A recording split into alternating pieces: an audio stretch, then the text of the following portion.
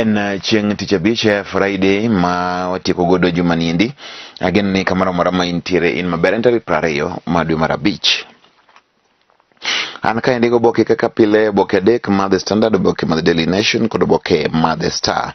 Weche mang'eny mantie ka en mana wach mar Karua gi Rigathi. Pod en mapod nitiere oboke gi kite.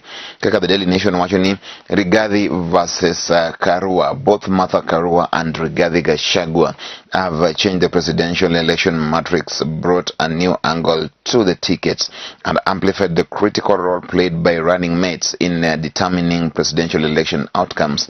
This, however, is not just a numbers game.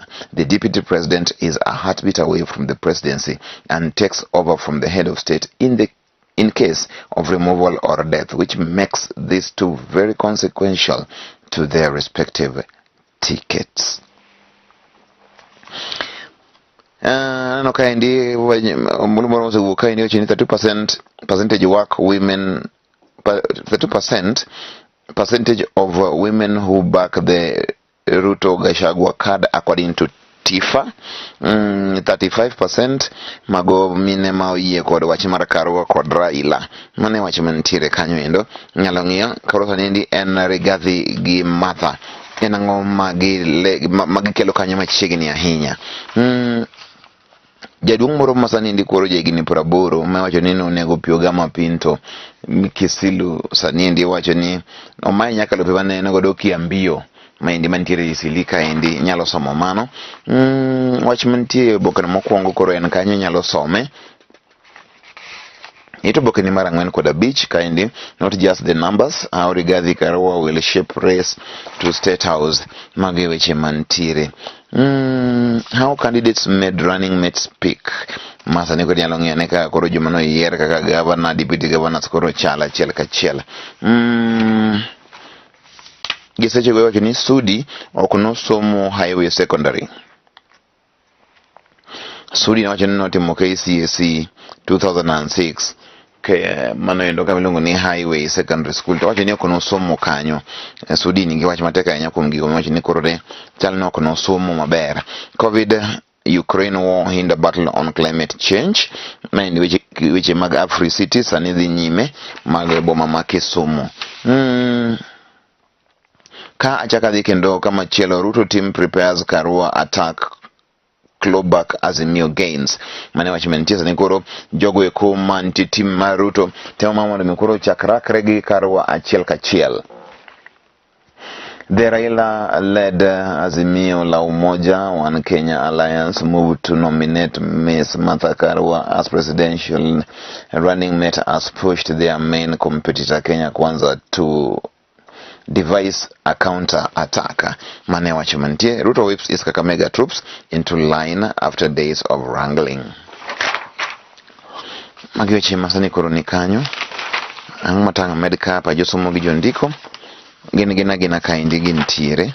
Ano ka koro ing'iyo kaindi county news. Joma dwaro mondo mi okaw kaunti ma Migori kaka governors gin ji kaka Ochila Yako, Dalmas Otieno man gi Jubilee kod bende Boaz Okoth mochung' kaka independent. Mago te nitiere. Orengo leaving nothing to chance for top seat. Orengo sani ndi koro nitie ground kendo ko sani ndi koro Orengo nigi tich matek ahinya kotemo mondo mi koro girakre koda kamano endo ma en weche mag Gumbo. Orengo is aware of Gumbo's strengths. That is why he is doing a blend of rallies and sector group meetings. Maneka ka wach kanyendo gi Salim Odeny. Chini kaindi koro Orengo koro dicha. Gumbo has structures at the grassroots while Orengo has just started meeting the groups. The coming few weeks will be critical for both candidates, Dr. Okoth said, adding that the shambolic nominations that angered Odinga supporters might be a hurdle for Orengo. The primaries shook the people's trust in ODM and the party leader, and they wanted to be left to pick their own leader. Magi weche masani koro dhi kainde achiel kachiel ma wachre ni koro weche peka hinya ground kainde na Orengo. Maneno kama gik masani kwani wacho Orengo was in the catch-22 situation as he wanted to support people who campaigned for him, but at the same time did not want to appear to be fighting the party. Whoever was feeling the tribulation against his allies is in Siaya, said Mr. Odeny. Wang'ane kaka koro weche mag siasa gisechako rakre kanyo endo mano endo gumbo gorengo wang'ani ok odhi bedo mayot opek. Magi weche mantiere kanyo. Matanga med onge ang'ene Oboke mar The Star wach mantie kaendi. Ruto's big battle to undo Karua's factor in Central. Martha has had nearly 30 campaign meetings since Tuesday. Wach masani koro nitiere. Martha osedhi ahinya kendo osebedo koda kamago magin buche madirom 30 mago eko mag campaign nyaka nye ochaki. Kang'iyo kaendi, man shot 6 times in Kasarani, dragged and robbed victims. After years of administering killer doses, he made many enemies. Wach masani koro nitiere kaendi. Jagoni endi mong'ere kaka Samuel Muvota en nong'ere gi weche geko mag kwalo nyaka ATMs. Kwalo nyaka ATM machines kamoro amora moyude. Jomoko bende odak ngima matek ndi. Wachore kaendi ni cash crisis rocks counties as treasury yet to release 55 billion. Wach mantie kaendi kosa nindi koro tich tek ahinya. Ji mantiere counties kaka county governance onge pesa nikech pok ogol bilion 55 mane beni koro imiyo mago eko magin counties. Matanga med kaendi maduong' ahinya. COVID-19 cases on the rise as vaccine take up drops by 95%. Jio weka chanjo mar COVID sani endi mo the pinya hinya kod kwan ata malo 95. Gimi jio wete mamano endo kang'eyo nyaka benise kao COVID-19 ma ochako chwe diriyo ma mondo mikodi bedni in safe. Mano eler kata wach mantiere kanyo endo maduong' ahinya. Seche ma wakoro wadhigo nyimeni en manani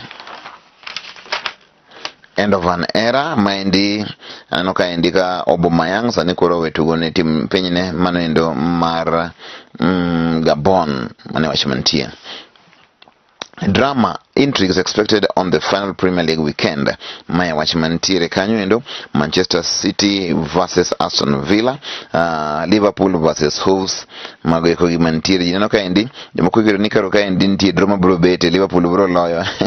Defending champion Manchester City will host Steven Gerrard's Aston Villa on Sunday. Anything short of win will almost hand over the title to Liverpool, who will be expected to beat Wolverhampton Wanderers at Anfield. City will probably hope for a win, but with the game plan Gerrard has been executing, it will not be easy with math for Pep Guardiola. Already missing key members of his defense, the citizens have always had their say in this fixture, but this is going to be different. Expect a draw. Maneka gana indika Geoffrey Mulemi wache chini Liverpool bro loyo Arsenal kod Everton chini Arsenal bro loyo Everton. Magigin games mibro go mogik mag this season. Ingeni Premier League rumo weekend ni endi. Battle for the running mates mane wach mantiere kaendi pode mnalwenye majogo kuma genjolo Raila kod Ruto mano ler mantie. They come from villages 60 kilometers apart in Kirinyaga and Nyeri, and while the two leading political formations are rubbishing each other over choice of running mate, most analysts agree Martha Karua and Rigathi Gachagua are not pushovers. How will their entry influence the fight for the top seat? Mangeweche mantiere Rigathi Martha, moro ni Kirinyaga, moro ni Nyeri. Ere kaka chungi kod jogi kibro miyo gi lokruok magidwaro mane wach mantiere. We later booked a room. I don't know what happened thereafter. I woke up the next morning naked. I lost my ATM ID and a mobile phone. Magi kikoro gini weche mosebedo ka koro timre ne bana milongo ni Mirema manyo negi nyoro chande en ngama mosebedo ka thago ji. Sani koro Sonko kubichung Mombasa do nyong'ado ni IBC gik mondo miyo clear mondo miyo chung. Haki yetu kituo cha sheria and TI have challenged the former governor's eligibility. An impeachment case against Sonko is pending at the Supreme Court. Magi weche masani koro nitiere. Sani koro Sonko sani koro kubichunga governor endo Mombasa. Independent aspirants cause jitters ane wach manitiere kanyo noka koro magi weche mopek manitiere. Gideon Moi wacho ni gin gidhi support Raila Karua mane kaka okanu ochung' noka nyendo kan tiere Helen Sambili mane gin godo Chalani ginitinde olale wa ngomanadi yawa. Third race Asmangi Onyonka and Magara battle for Kisii Senate. Mane wachimantiere saniendi. En nalwenye manitike majo Asmangi Omingo Magara koda Richard Onyonka. Mangiche manyalo kito kanyo mudongi mnagiche makoro nuo konegi kocha. Noka indi kanti Oboke madhe pals moboke malang. Madhe pals inyalo nene ka indi pals ni indi inyalo kawe achiel ka chiel mondo mingen to koro enango manitiere pals weekend ni indi machielo matanga America dakane and mani Frankfurt finally win Europa League after 42 years wait. Mane wachimantiere Frankfurt nyoloyo Rangers moka omanendo ma en Europa Champions League. Agiki kanyo kawuono ni endika en Friday ageno ni bobedo korodera no endo mantiere kare we mondo mi wawegi kanyo ka oyueyo nyinga en ni Okelo warom kendo kanyaso yie kinde ma owinjore.